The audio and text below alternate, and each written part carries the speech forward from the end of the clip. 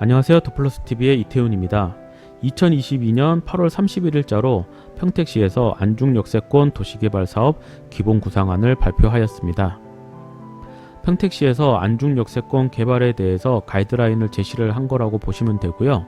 앞으로 조합이 설립이 되어서 민간 사업자가 사업을 진행을 할 때 평택시가 방향을 제시를 했으니 거기에 맞춰서 개발을 하라는 내용이겠죠.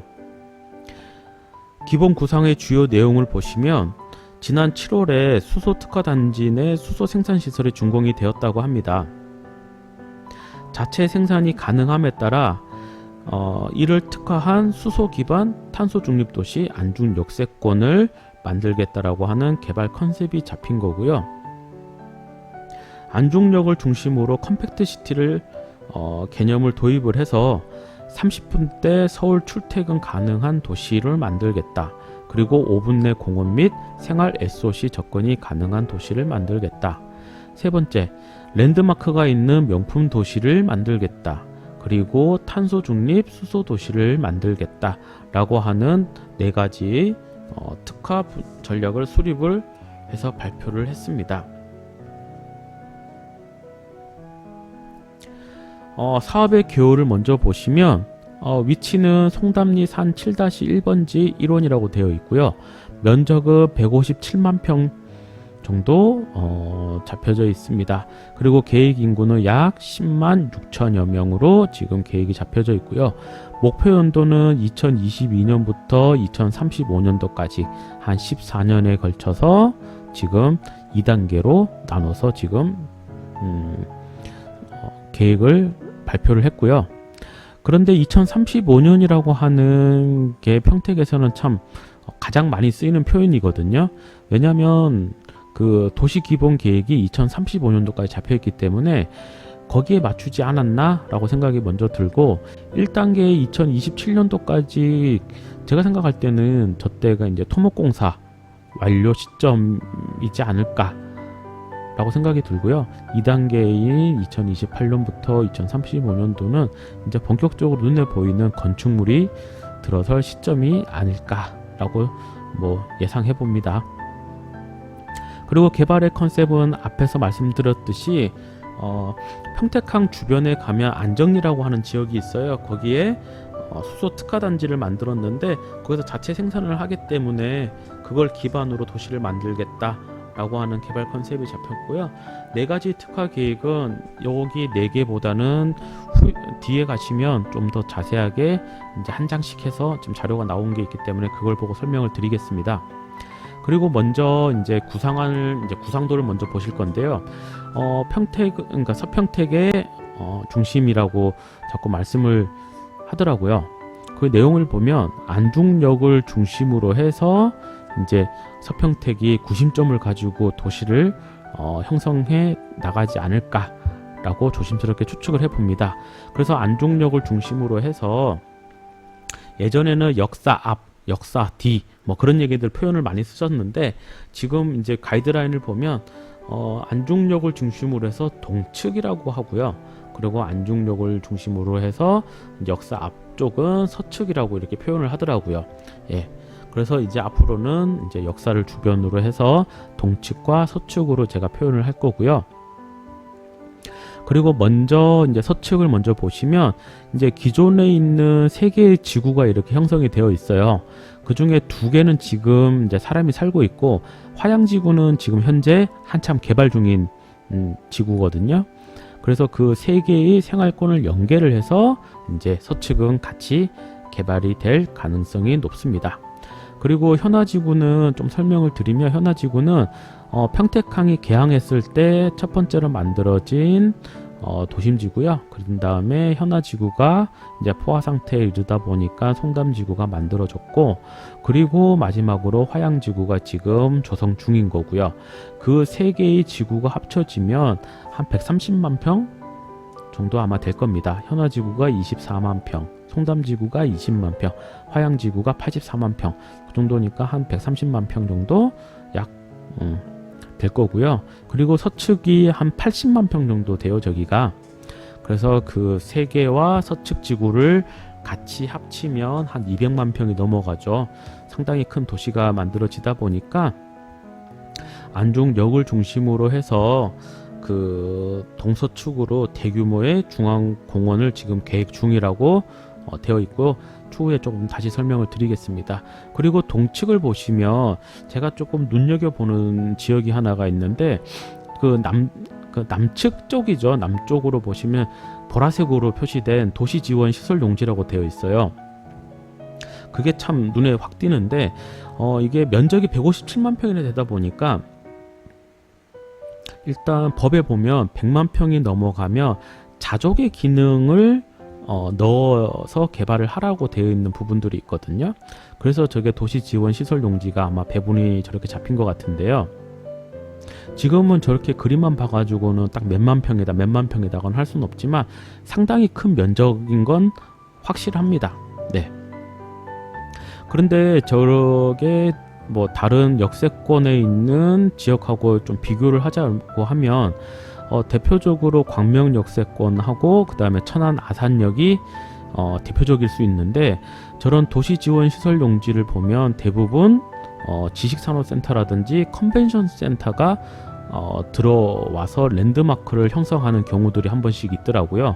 그래서 안중 역세권도 저기에 컨벤션이라든지 지식산업센터가 들어오지 않을까라고 조심스럽게 예측을 합니다. 네, 이제 4개의 특화된 전략에 대해서 조금 더 자세히 들여다볼 건데요. 30분, 첫 번째가 30분대 서울 출퇴근이 가능한 도시를 만들겠다라고 되어 있거든요.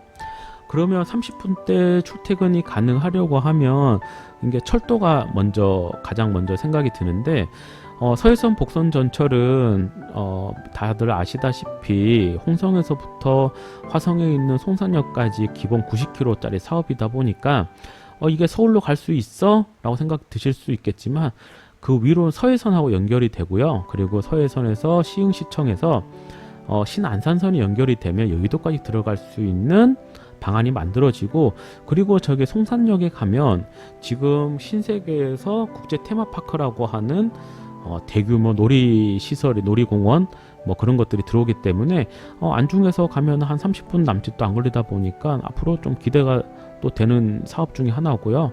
그리고 포승에서 평택선이 있는데 이거는 동서로 가로지른 거예요. 그래서 지금 1단계로는 평택에서 안중이 먼저 이제 개통을 한 다음에 안중과 포승이 연결되는 2단계 이제 구간으로 이렇게 나눠져 있는데, 그렇기 때문에 안중이 예전에는 더블 역세권으로 많이 불렸었는데요. 최근에 작년 7월쯤에 4차 국가 철도망 구축 계획에 따라서 이게 최종 반영이 됐습니다. 이게 뭐냐면 서해선하고 경부 고속전철 KTX가 직결 노선이 지금 연결이 되는데, 이게 화성의 양감이라고 하는 지역에서부터 안중으로 들어가는 라인에서 이제 연결이 되면 이제 트리플 역세권이 되는 거죠. 그러면 저기 KTX는 지금도 여의도 그 다음에 용산까지 가는 그런 라인이기 때문에 서울하고의 접근성이 확실히 좋아지는 건 사실이고요. 그리고 저기 포승 평택 간, 그리고 평택 안중이 먼저 개통한다고 말씀드렸잖아요. 거기 1단계가 되면 평택으로 가면 지제랑 연결이 돼요. 그 지제랑 연결이 되면 거기는 SRT가 흐르기 때문에 수서에서 지제까지 동탄을 거치지 않으면 한 30분이 걸리지 않거든요. 강남까지. 그러면 그것도 서울까지 출퇴근이 가능한 도시가 만들어진다 라는 표현을 이렇게 한 것 같고요. 그 오른쪽에 보시면 KTX 안중역 조감도도 이렇게 표시가 되어 있고, 아래쪽으로 보시면 이은 거는 뭐 안중 역세권 주변에 이제 주차장을 배치하고 역과 연결되는 대중교통 환승 체계를 구축하겠다라는 내용들이 나와져 있습니다. 그리고 5분 내 공원 및 생활 SOC 접근이 가능한 도시를 만들겠다 라고 되어 있는데요. 이거는 제가 방금 잠깐 말씀드렸던 그런 내용들이에요. 그게 뭐냐면 안중 역사 앞뒤, 그러니까 동측과 서측의 부분에 한 30만 제곱미터의 중앙공원을 만들겠다라는 내용이 있거든요. 30만 제곱미터면 상당히 크죠, 그죠? 거의 10만 평에 가까운 중앙공원을 만든다라고 하는데, 그 예로 보면 청라 중앙호수공원이라고 돼 있고, 그 다음에 송도국제도시 글로벌파크, 저런 모습이 안중역을 중심으로 해가지고 만들어진다라고 하니 상당히 기대가 됩니다, 저도. 예.